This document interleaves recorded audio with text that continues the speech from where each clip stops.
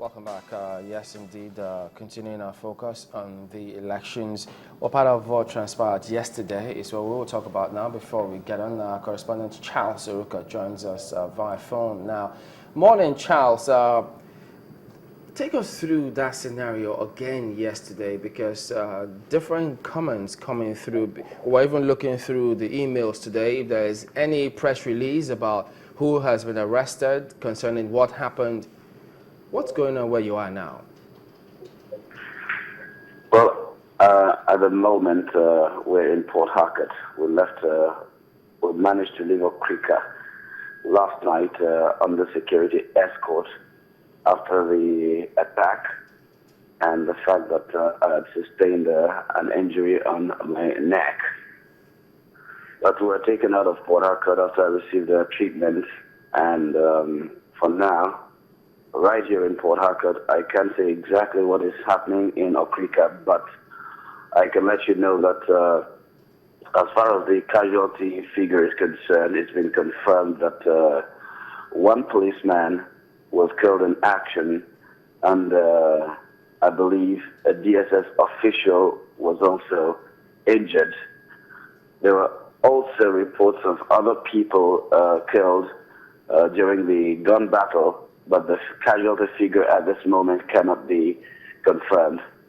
But we were able to make it to Port Harcourt safely, and we had a brief meeting with the governorship candidate of the All Progressive Congress, Dr. Peter side, who also gave us a narrative of how he was whisked to safety by security officials, despite the fact that he was reluctant to leave the venue. But then he was made to understand that the situation was very critical and he definitely could not continue with the campaign.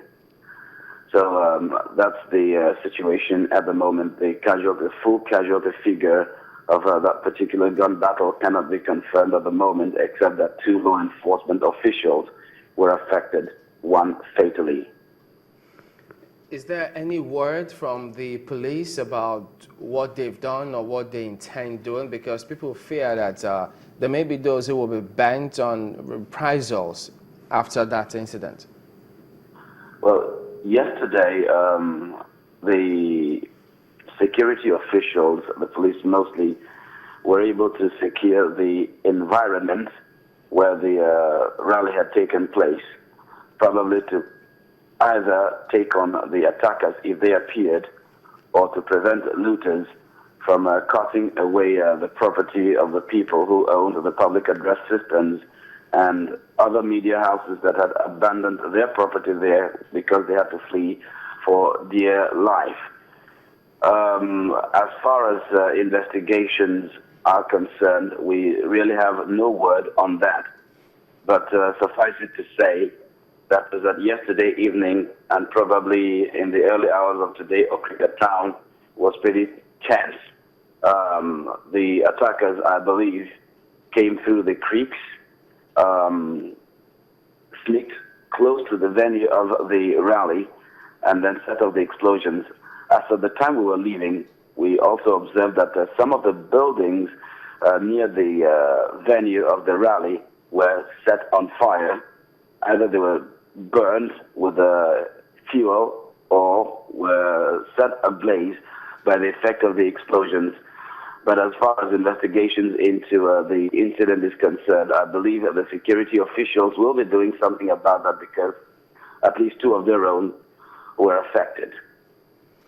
Now, Charles, we were with you for most of the coverage yesterday, and our cameras were still on even after that sporadic gunshots were heard, and people were looking for those who would come to the venue of the rally. Perhaps they would eventually have faces. At what point did all this violence happen? Was it in a bid to try to escape from that area? Well, Malpe, you remember the attack was in 2 phases.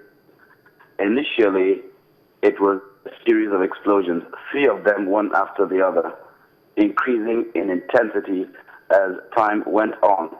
But then it was believed that these were just scare tactics to discourage people from attending the rally itself. And so people initially scampered for safety, but they didn't go very far.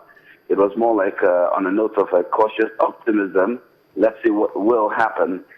Well, after the explosions, the security officials went around and tried to establish a perimeter around the venue of the rally. And people gained enough confidence to come back. The place was filling up, and it was at that moment that the governorship candidate, the Peter's side, arrived. So right after I had that interview with him, asking him about what he thought about the state of affairs at the rally's venue, and he did say that he expected that since it was the First Lady's hometown, she wouldn't stand by to watch people disrupt a legitimate exercise like this and, drag the name of the highest office in the land in the mud. So after I finished that interview with him and I was walking away, that was when we now started hearing the gunfire. Initially, I got the impression that some jubilant supporters were letting off fireworks. But then when the sound of the gunfire increased in intensity, that was when we realized that, look, this was very, very risky business. So the security officials around the area told those of us who were caught in the middle of the rally ground to lay on the floor, to lay very flat on the floor. And, they themselves were already crouching. So we knew that since they knew these things better than we do, it was better for us to take cover. Yes, our cameras were still rolling. The OB team were a few meters away, but then they were not right inside the rally grounds. One of the cameramen, the one I had been conducting interviews with, was also inside the security tent, inside the VIP tent where there were security officials. That's where the Peter side had been evacuated from. So I crawled up to him and then told him, okay, let's just roll. Let's give the people a feel of what is going on in this place. That's how we were able to capture the stampede that occurred when the gunfire came. This time around, people knew it was for real. So the place was deserted a few minutes after. It was a few minutes after the police eventually evacuated the place that hoodlums and thugs now descended on the arena to begin to loot. All right, Charles, we'll have to let you rest a little further. Well done and Godspeed, Charles. Thank you very much, England. All right, and our correspondent, Charles Erukaa, bringing us more information about what transpired yesterday.